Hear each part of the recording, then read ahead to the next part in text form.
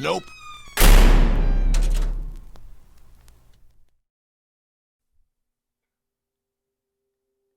You have a lovely home.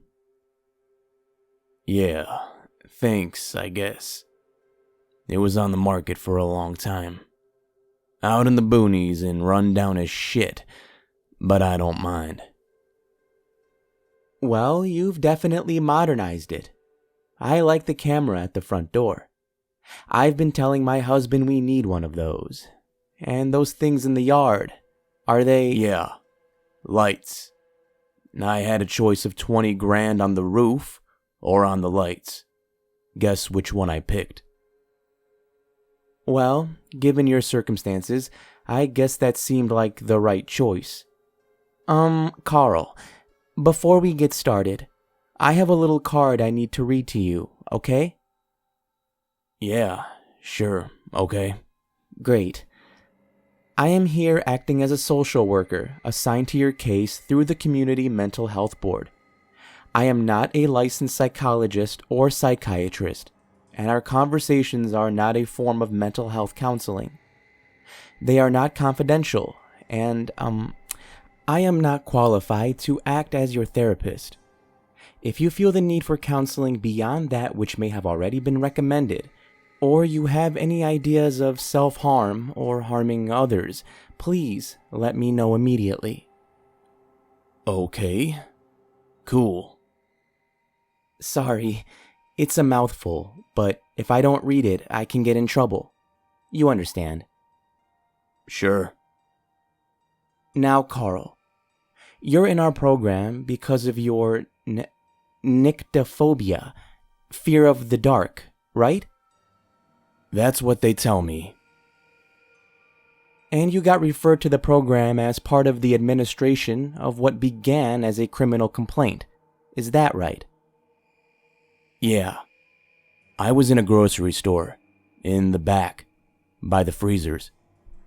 Those rolling blackouts we've been having the last few months, one of them kicked in while I was looking at some frozen peas or something. I thought my heart was going to burst. Security lights came on, but they were crappy and far away. They didn't do much. Besides, sometimes a little light just makes it worse. Lets you see what's in the dark. Uh-huh. Anyway, I caught a glimpse of something. A reflection. Probably nothing. The chrome off the milk cooler or something. I don't know. But it scared the shit out of me. I started screaming, running toward the front, toward the light from the front windows. And I guess I hit a display. Pasta sauce or something. I don't remember. When I get panicked like that, I don't remember much. But the manager was a prick and called the cops, like I was trying to vandalize or something. And so, here we are. Yes, here we are. I'm sorry that happened to you. It sounded like they treated you unfairly. But maybe we can make this a positive thing anyway. It never hurts to have a little help. Still going to therapy like you're supposed to? Lady, I've been going to therapy for 25 years. I'm not stopping now. Oh, well, good. Do you think it helps with your nyctophobia? No, not really. Because I'm not afraid of the dark. I'm messed up, don't get me wrong. I have phobias, anxiety, depression, PTSD. But it's not the fear of the dark that gets me. I'm afraid of what's in the dark. Well, yeah. I guess that's true. It's not just a fear of the unknown, isn't it? I remember one time... No. Not the unknown. I know what's out there. Oh? What's that? You don't want to know. You're wrong, Carl. While these aren't therapy sessions, I am going to be coming to do monthly visits for the next year, and I'd like to become your friend.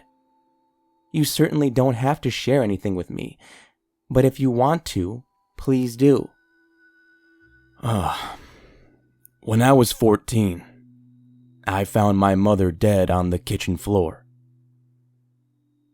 Oh, I am so sorry. She had come home for lunch, and someone had been waiting.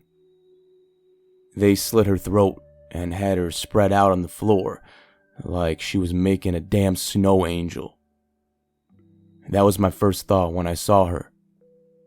Why is Mom on the ground making a snow angel? Stupid. It doesn't even snow out here. But then I saw her eyes, or where her eyes should have been. They'd been cut out. Eyelids, too. And a piece of mirror were stuck in there instead. I could see little versions of myself as I started to understand what had happened. I think about that sometimes. Those little versions of me. Like they're separate. And if they're separate, they were already there before I got there. They knew what was going on. They should have warned me as soon as I came in the room, told me to turn around or to run. He was still there. Got me with a rag from behind, and when I woke up, I was in a trunk. It was some big old sedan eaten up with rust. I've seen pictures of it years ago. It honestly looked too crappy for a serial killer, which I guess says more about me than anything else. There was a hole in the trunk lid. It let in a little patch of sunlight as we drove along. Just enough for me to see that my mom was in there with us. Oh, God. Yeah. I was real scared. But I was also kind of numb, I guess. I cried a bit, tried to wake her up, but I knew she was dead. She'd been dead for hours already. Then I started to dig around in the walls of the trunk, maybe for a latch, or at least some kind of weapon. There was nothing. Nothing but me and her. When the car stopped, I knew he was coming to get me. I was going to kick him and scream, but I knew that wouldn't matter. I would be scared and hurt, and then I'd be dead just like her. But he didn't come. Nothing happened. After a few hours, I started banging on the lid, yelling. After a while, I started worrying less about him coming back and more about dying in that trunk. She was smelling by that point. But then, so was I. We were trapped in that dark together, and it was terrible. But at least she was already dead, you know? She didn't have to be afraid like I was. We don't have to keep talking about this if you are uncomfortable. Time gets weird in the dark. They told me later I was in the trunk for 3 days, parked at the far end of a rest stop where he'd abandoned the car. They never knew why he did that, or even who he was. That was always the part that mattered to them. Catching him. Because they didn't believe me. I'd given up in that trunk. Or gone crazy enough in the dark that I didn't know to keep trying. Either way, I was just sitting there, staring, when I saw something in that little bit of light that came from the hole in the trunk lid. For days, it had been shining on a spot on my mom's shirt. It was this burgundy shirt she loved to wear for work. But now, it had shifted. She had shifted. I hadn't heard anything, or noticed any movement.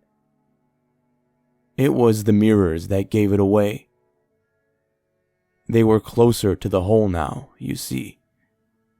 Broken bits of light shining at me in the dark, seeing what I saw. Watching those little pieces of me start to scream as it pushed closer in the dark. Quiet. So terribly quiet. No sound of breathing or movement, like an eel swimming out of a liquid night.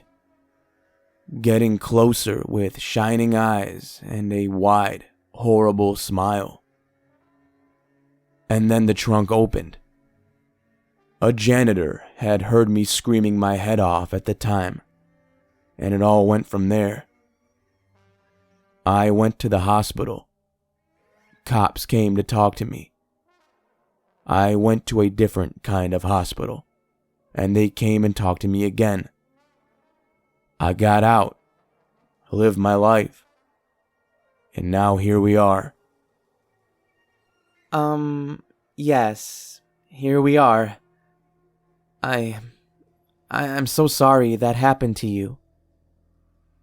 Oh, good. Well, that makes it better now, doesn't it? Are we about done? Yeah, yes. Just, you know that what happened in the trunk, it didn't really happen, right? That was just your mind playing tricks on you? You were in shock. Maybe even dreaming. That's what they tell me. Fugue state. Trauma-induced hallucination. Fancy ways of telling me no, because my version of reality is not consistent with theirs, or with yours. But it's just, that's impossible. They were right. You were just a poor, traumatized boy seeing things on the worst day of your life. And I can see it still weighs on you.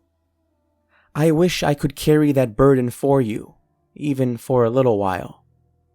And I'm no expert, but I feel like if you could just see that it's not real, you'd feel better about things.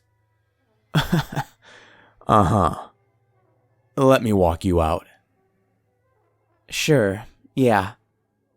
I'll call at the end of the month to set up a time for our next visit. And I'm sorry. I don't mean to be pushy or nosy. I just find this kind of thing fascinating. And I really do think that... oh no. Damn blackouts. Give it a second. There we go. That was fast. Why are the lights in the yard flashing like that? Oh, the power is still out. I have a generator. The lights in the yard are set to flash for 30 seconds during a power disruption, and then go to a rotating, slow pulse until the regular power is restored. Supposedly it saves on the power drain to the generator. They certainly are bright. Yeah, kind of the point. Anyway, thanks for coming to visit. Wait. What's that? What's what? Those lights. I see... When the lights move out across the yard, I can see other things lighting up out there. Do you have reflectors farther out? No. No reflectors. Just the lights all around the house.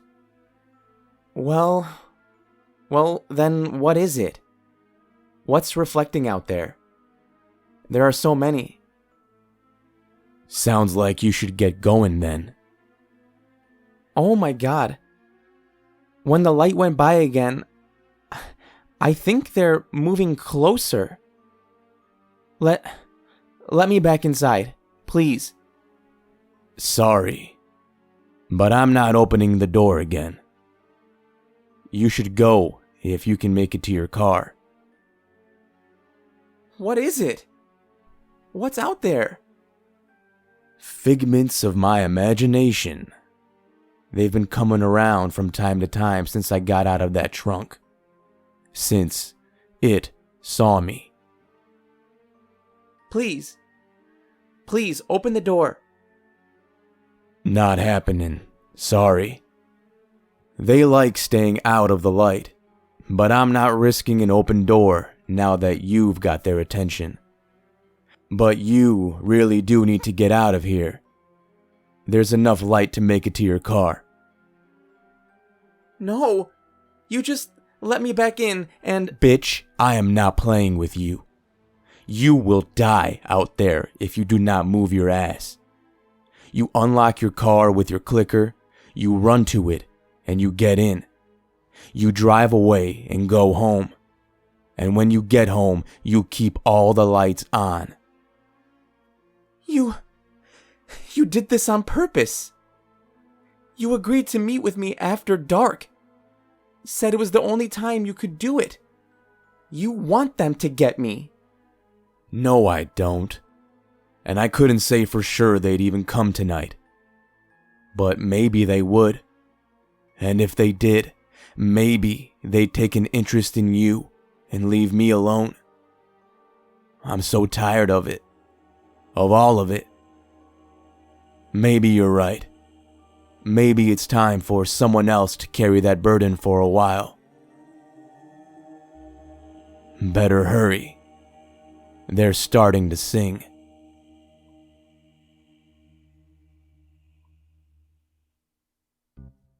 Thank you for listening, and I hope you enjoyed this week's story. If you did, you know what to do. Take that like button and just slit its throat, and then leave it in the kitchen so we can do snow angels, except they'd be blood angels. Anyway, shout out to the author of this story, Reddit and YouTube user Verastahl. It's spelled a little differently, but I will leave all the links down below, which will include a link to their subreddit, their website, and their YouTube channel, and a link to their Amazon page where you can check out all of their books. I actually ordered one myself. I ordered The Joker's Wild, and I'm only a few stories into it, but it is spine-tingling. So check them out and show them some love if you enjoyed this story. Until next time, everybody, remember to stay safe out there. I'll be seeing you in the next video.